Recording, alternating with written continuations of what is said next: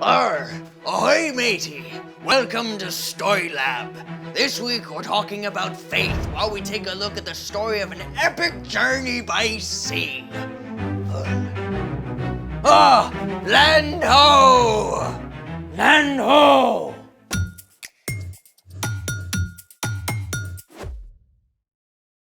Hey, I'm Carter. And I'm Zeke. We're talking about faith, which is trusting in what you can't see because of what you can see. Even when things fall apart. Especially when things fall apart. Like in today's story.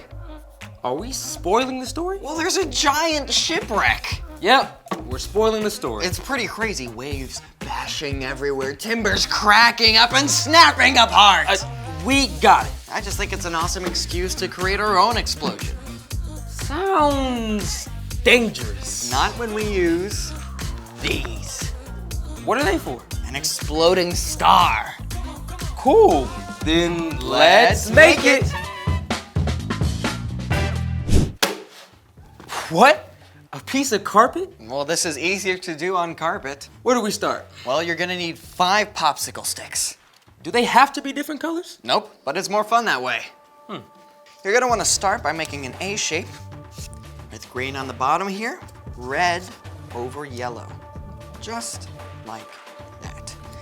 You're gonna wanna keep pressing down on these intersections as we continue on because it's gonna wanna explode a bit too early. You're gonna wanna take this blue stick and slide it under the yellow, over the red, and lock it under that green. Thank you. And then take the purple stick and slide it under the green, over yellow and blue, and lock it under the red. Basically doing the exact same thing as the blue, just on the other side. A star is born. Okay, I'm gonna have to watch that about 7 more times. But first, watch this. Here goes. Whoa! Let's see that again. When popsicle sticks are woven together, potential energy is built up via tension in the sticks. When one end of the stick is released, the potential energy is converted into kinetic energy, flinging the sticks up and out into a chain reaction. Okay, that's super cool, but it happens too fast. And that's why we're making a cobra weave next. Cobra weave? Well, there's a snake in today's story too. To make the cobra weave, we're gonna start with red over yellow, just like the star. Then, take your blue stick and place it over the red stick and under the yellow stick, making kind of a wonky A. Then, take the green stick, place it under the red stick and over the yellow. Make sure to keep it parallel to the blue stick. From here, take the purple and place it under the blue and over the green. Take the orange and place it under the yellow and over purple. Perfect. And from here, you'll repeat the pattern until you've got a length that you're satisfied with.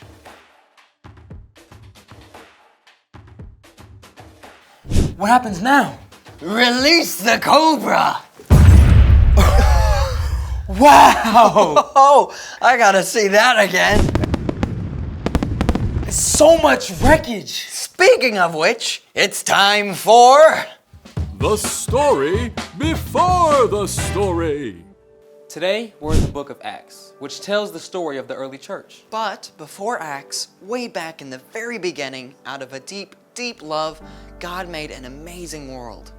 But when people turned away from God, the world was broken. God made a plan to draw people back into relationship. So at the right time, God sent Jesus, God's very own son, to live among us.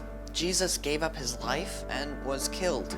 But on the 3rd day, he rose to life. After Jesus returned to heaven, the early church grew quickly. The Apostle Paul traveled thousands of miles and started many new churches, upsetting both Jewish religious leaders and Roman authorities. Which is where our story starts. Take it away. Hey everybody, I'm Brian. Our friend Paul told the story of Jesus everywhere he went, even when it got him in trouble. At last, a Roman commander had Paul arrested. When some men plotted to take Paul's life, the commander had Paul taken to the governor in Caesarea. Here Paul was kept for 2 years.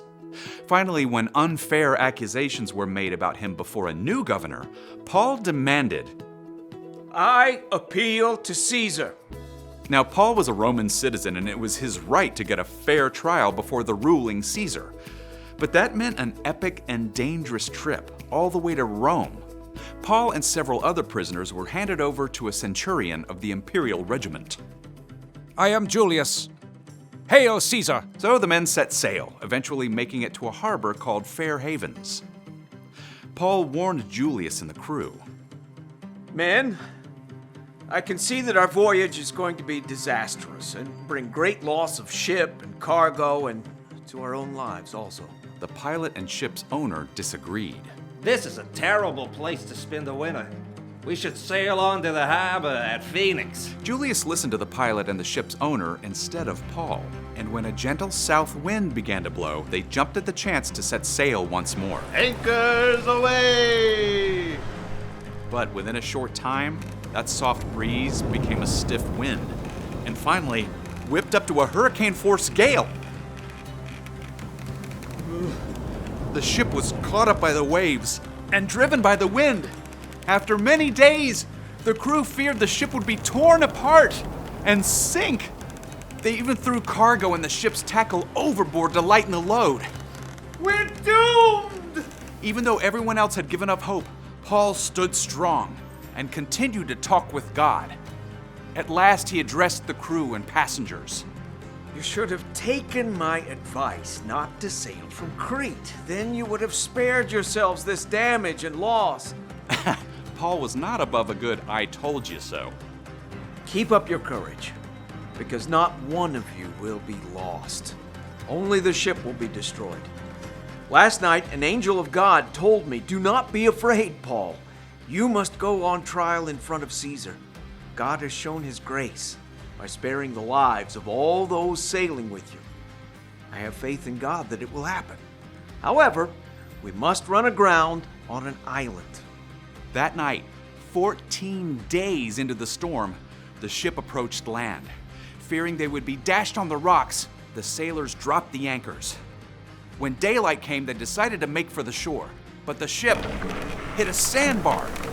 The ship began to break up. If you can swim, jump overboard. Otherwise, grab what you can and hold on. Everyone did as Julius commanded, and miraculously, all 276 people on board made it to shore alive. They discovered they had reached the island of Malta, where the islanders welcomed them with a roaring fire. As Paul tossed some brushwood on the fire, a snake bit his hand. The islanders were sure he would die, but Paul simply shook the snake off into the fire. When nothing happened to him, they decided he must be a god. There on Malta, Paul prayed for the chief official's father, and that man was healed of a fever. Through the help of God's Spirit, Paul healed other sick people on the island too, and the islanders gave Paul and his fellow passengers everything they needed. The end. Arrest, prison, shipwreck, snake bite? Ah, man, it's like Paul was just a magnet for terrible things to happen. Yeah.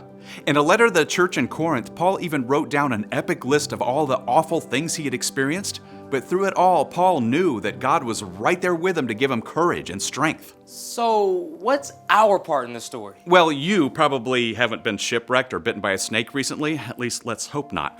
But like Paul, you could probably make a list of all the bad things that have happened to you, or things that you're facing right now. Maybe a family member is really sick in the hospital. Or maybe some kids in the neighborhood are being mean to you. Maybe the pet your family has had since you were a baby just died. Or you've got to get a cavity filled at the dentist. Whatever happens, no matter how bad it is, you can have faith that God is right there with you. Yep, God will never, ever leave you, no matter what. God always loves you and promises to give you the resilience to make it through. When bad stuff happens, keep talking to God.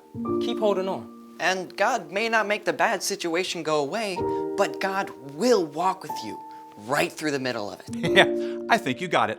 See you next time. Here's the thing.